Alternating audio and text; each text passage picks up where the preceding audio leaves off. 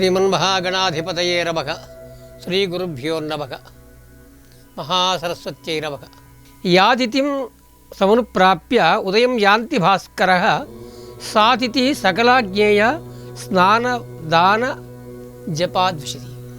అంటే 3 ముహూర్తాల కన్నా ఎక్కువ ఏ తిథుంటలో స్నానానికి కానీ, దానానికి కానీ, జపానికి కానీ, పూజలకు కానీ ఆ తిథినే గ్రహించాలి అని చెప్పి శాస్త్ర ప్రమాణం. అందుకోసమని ఈ రోజునే పురాణవశ్య అందరికి కూడా శుభాకాంక్షలు.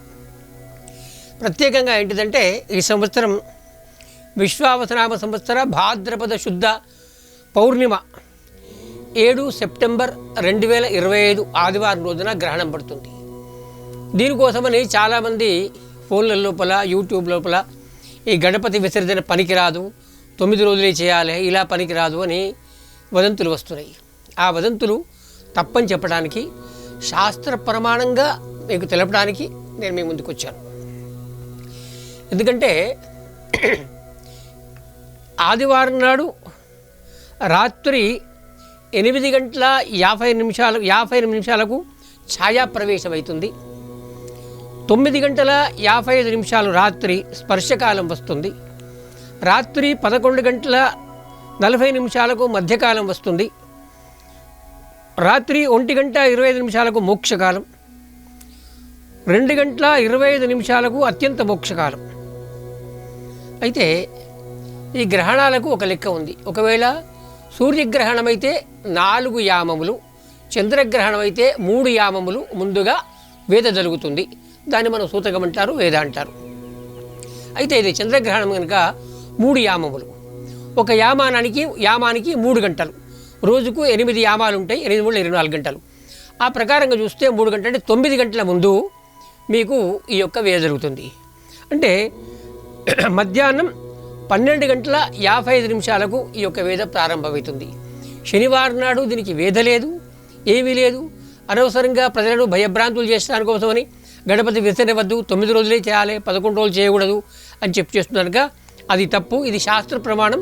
ఆదివారం నాడు మధ్యాహ్నం 12:55 వేద జరుగుతుంది. అంటే ఉదయ పూజ చేస్తారు, దేవాలయం లోపల బంద్ చేస్తారు, మళ్ళీ రాత్రి సాయంత్రం పూజ చేయరు. పెద్ద పెద్ద దేవాలయం లోపల జనులు బాగా ఉంటారు కనుక ఇంకొక 2 గంటల ముందే, అంటే దాదాపు 10:30-11 గంటలకే ఆ యొక్క దేవాలయం మూసివేస్తారు. అంతేకాని వేరే ఏం లేదు.